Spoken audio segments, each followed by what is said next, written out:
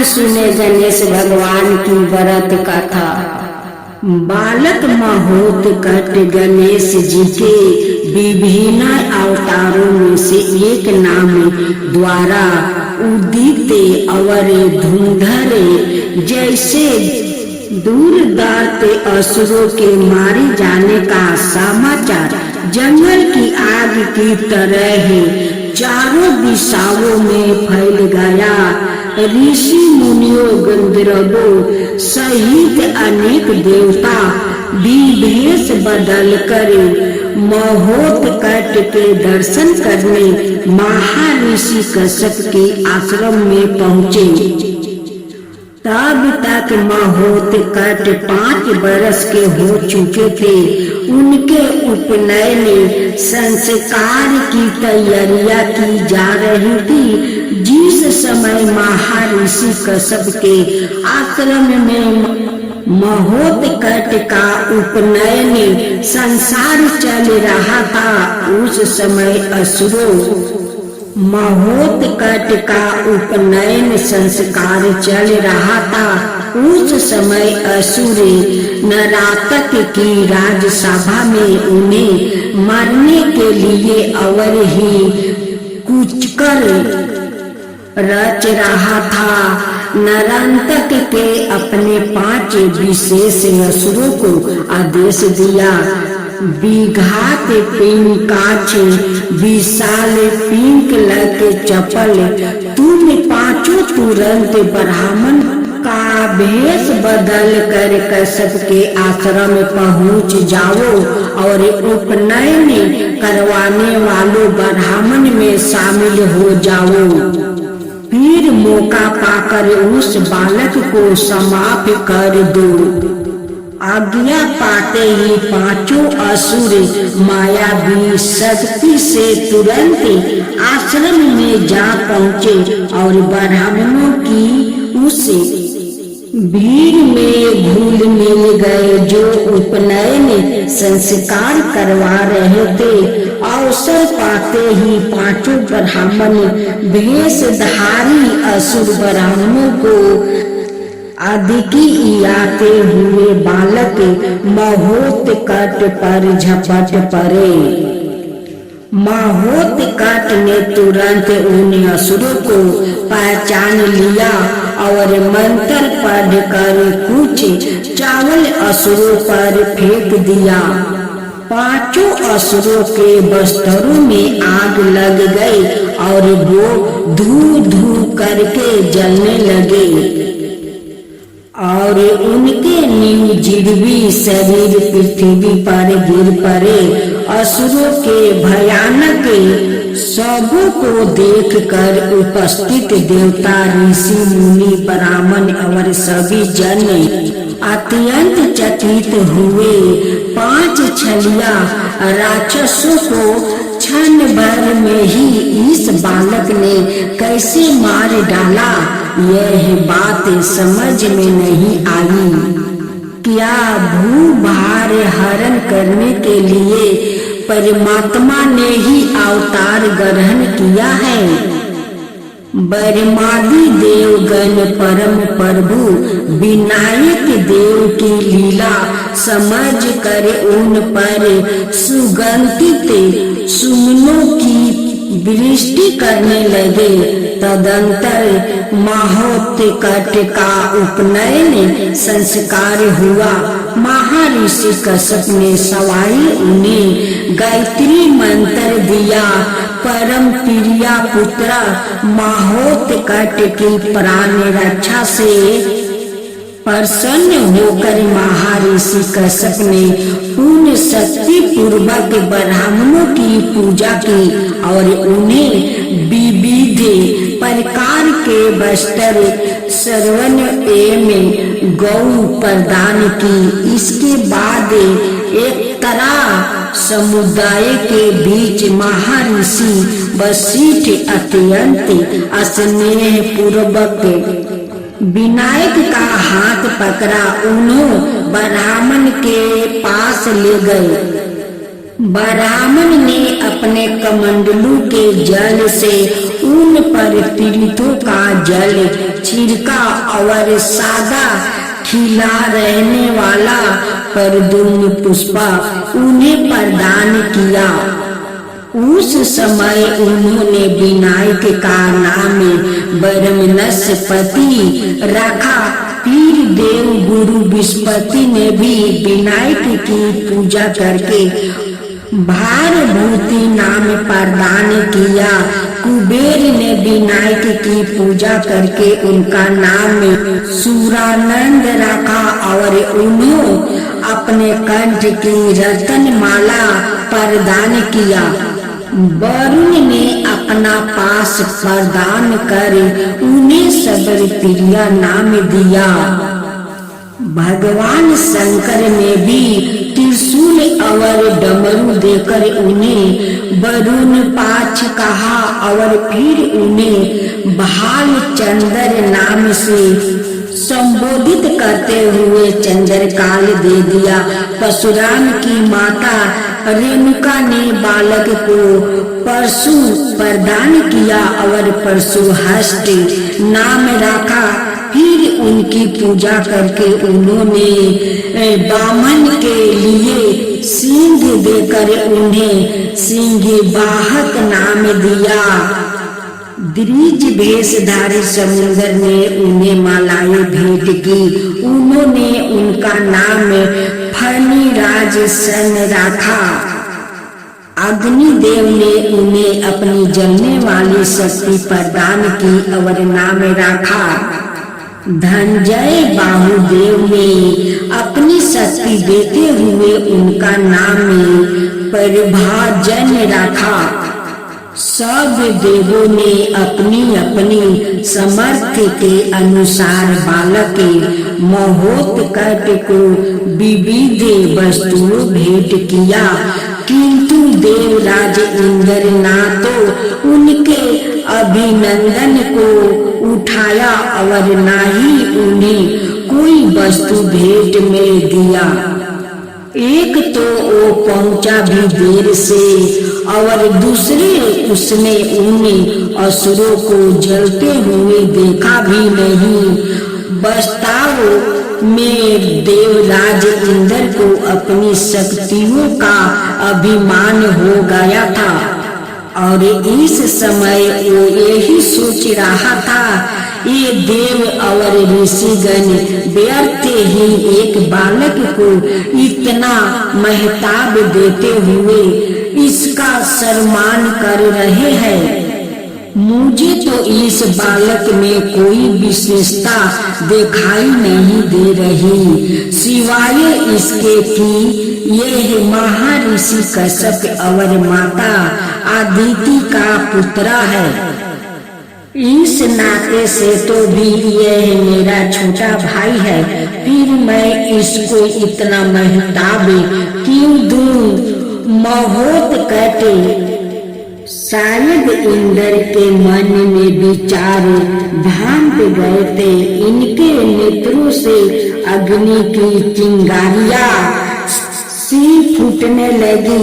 अचानक एक तेज झंझावट उठा और इंद्र को उठाकर दूर ले जाकर फेंक दिया। रंग में भांग पैदा हो गया। आश्रमवासी किसी अनुष्टि की आशंका से घबरा उठे। इंद्र ने आंखों खोली तो उन्होंने महोत्कट के रोम रोम में अंत ब्रह्मांड और भगवान का विराट रूप देखा। वो मन ही मन सोचने लगा, हे प्रभु, मैं यह क्या देख रहा हूँ? महोत्कट के रोम रोम में समूचे ब्रह्मांड के दर्शन हो रहे हैं। क्या सचमुच महोत्कट भगवान का ही एक स्वरूप है? अवश्य ऐसा ही है। मुझसे बड़ी भारी भूल हुई है जो मैं महोत्कट को साधारण सा बालक समझ बैठा। चल कर क्षमा मांगू। यह यह सोचकर इंद्र शर्मिंदगी से सिर झुकाकर माहोत्कट के पास पहुंचा और उनके पराकार से स्तुति करके उसे शांति किया। कृपालु माहोत्कट ने उसे क्षमा कर दिया।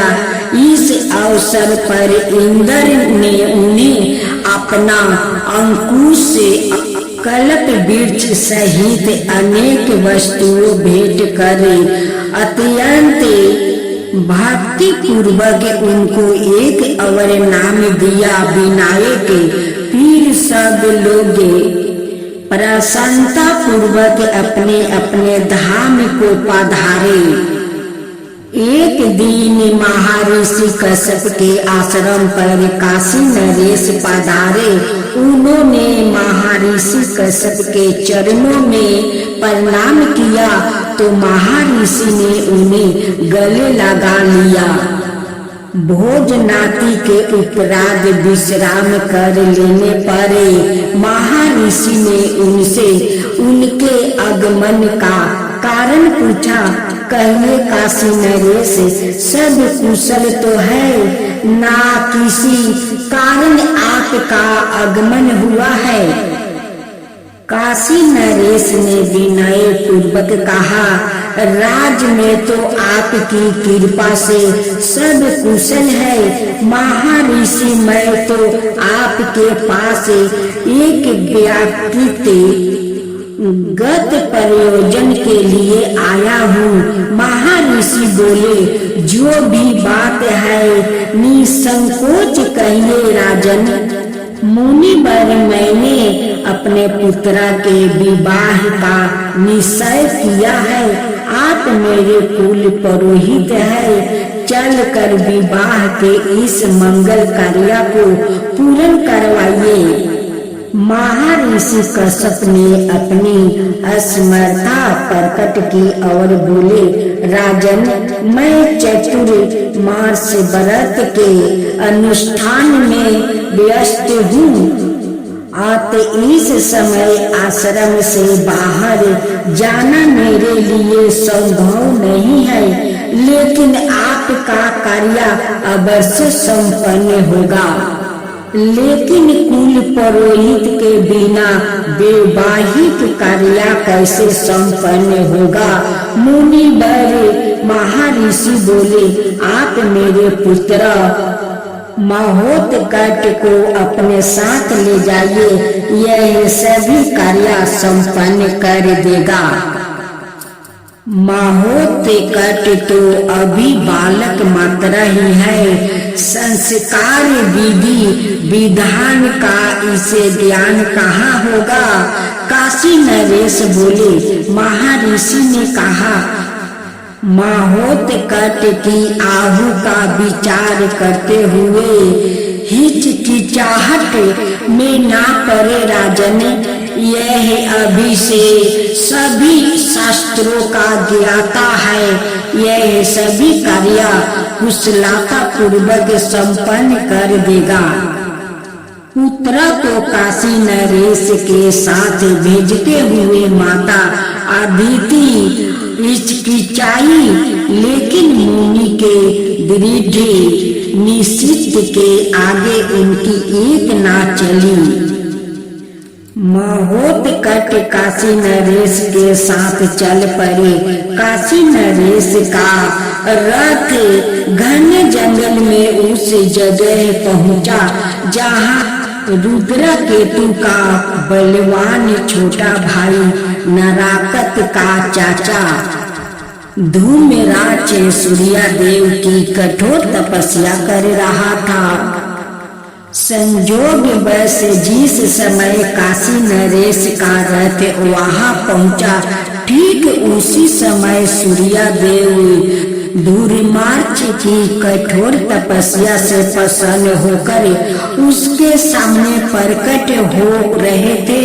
काशी नरेश ने रथ रुकवाया। माहोत्कट और काशी नरेश दोनों रथ से उतर कर इस धूम्रराज सूर्या देव की कठोर तपस्या कर रहा था।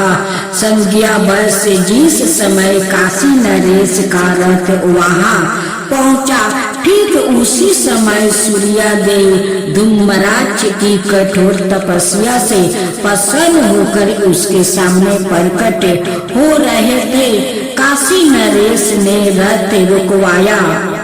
माहोत कट और काशी नरेश दोनों रथ से उतरकर इस अलौकिक दृश्य को देखने लगे। सूर्या देव दुर्मच से कह रहे थे, मैं तुम्हारी तपस्या से प्रसन्न हूँ, बस वर मांगो।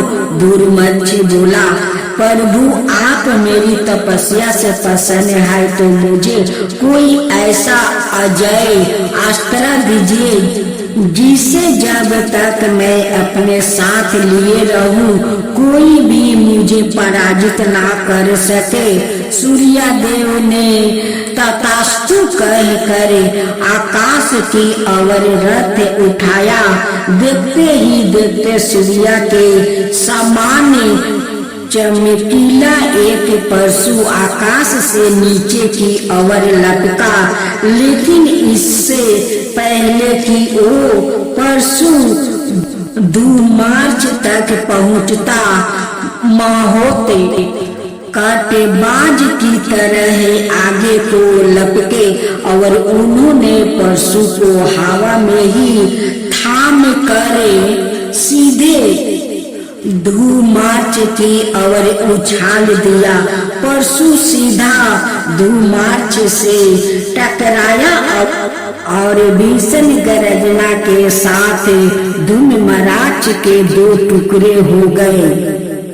धूम्रराज के दो पुत्र जंघन और मनु अपने पिताजी की तपस्वी से कुछ ही फैसले पर अपनी सेना के साथ परिवार डालते हुए थे।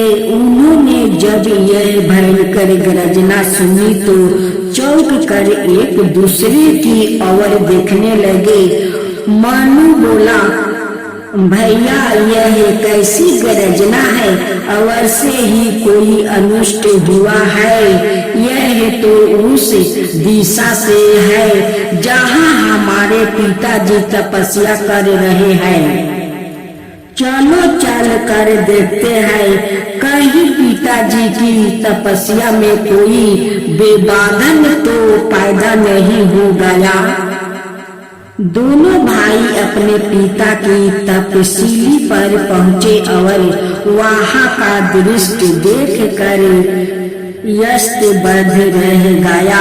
फिर ज्यों ही दोनों की नजर अपने पिता के दो टुकड़ों में कटे शरीर पर पड़ी, दोनों गुस्से से सुलग उठे। उन्होंने क्रोध भरी दृष्टि से काशी नरेश को घूरते हुए कठोर स्वर में पूछा, हमारे पिता की हत्या किसने की है?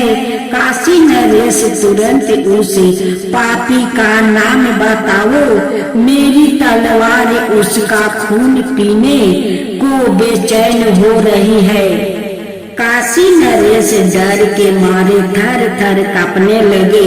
उन्होंने डरते डरते माहोत कट की ओर संकेत कर दिया। संकेत देखकर मनु क्रोध से बोला, नीचे पापी, एक तपस्या करते हुए व्याकृत की हत्या करते हुए तुझे शर्म नहीं आई? ठहर, मैं तुझे अभी यम लोग पहुंचा देता हूँ। जंगल बोला, नहीं भैया, हमारे पिता की हत्या का काशी नरेश भी उतना ही दोषी है जितना यह बालक है, इसलिए दोनों के ही सिर काट दो।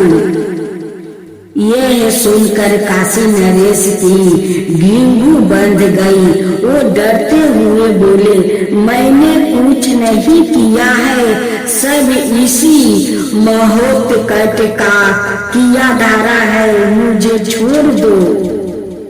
दंड देना है तो इसी को दो। काशी नरेश की बात सुनकर महोत्कट क्रोधित सवार में बोले, काशी नरेश आप तो बहुत ही कीर्तहीन है।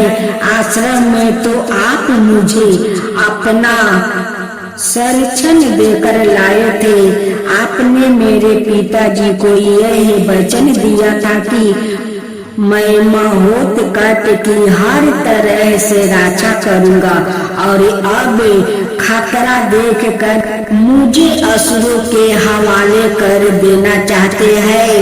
फिर क्या था, महोत्कट ने विकट रूप धारण कर लिया। देखते ही देखते अनेक मात्रा वृद्ध शस्त्र उनके हाथों में आ गए और वो असुरों की सेना को गाजर मूली की तरह काटने लगे।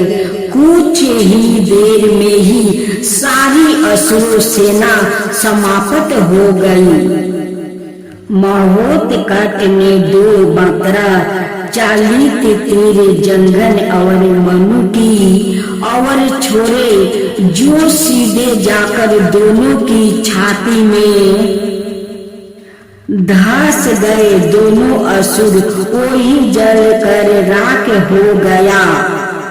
मैदान साफ होते ही महोत्कट गुस्से से काशी नरेश की ओर घूमे और बोले, काशी नरेश अब मैं आपके साथ काशी नहीं जाऊंगा, आप नितांत कायर है।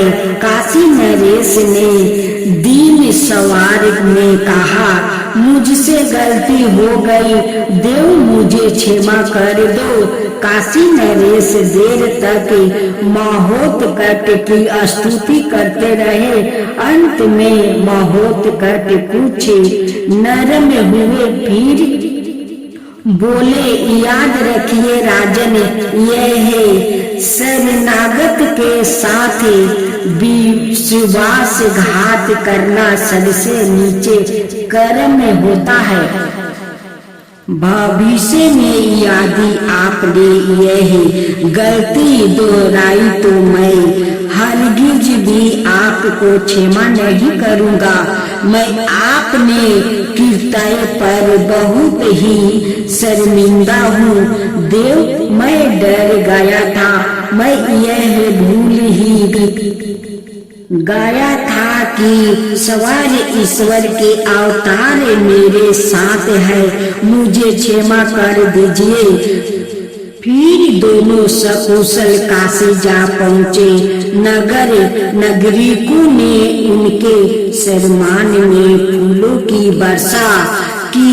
इधर तो काशी में उनका सम्मान हो रहा था और दूसरी ओर नराकत अपने दरबार में बैठा उन सैनिकों पर लाल पीला हो रहा था, जो यह समाचार लेकर उस तक पहुँचे थे कि महोत्कट ने धूम्राक्ष जंघन और मनु का वध कर दिया है।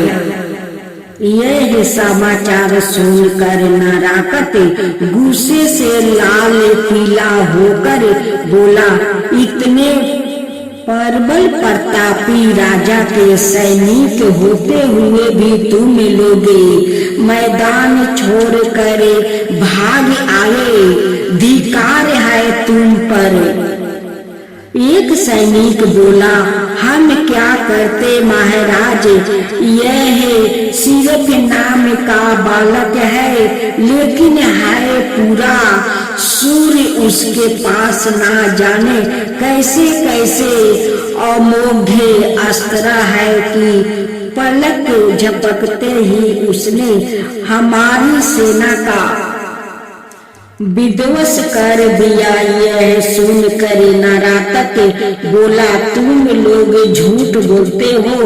एक बालक जिसकी उम्र मात्र 7 या 8 वर्ष का है, उसके पास ऐसा अस्त्रों का होना असंभव है। तुम लोग अपनी जान बचाने के लिए झूठ कहानियां गढ़ रहे हो। सैनिक बोला, हम बिल्कुल सही कह रहे हैं महाराज, उसे युद्ध में जीतना असंभव है, उसे तो धोखे से ही पराजित किया जा सकता है।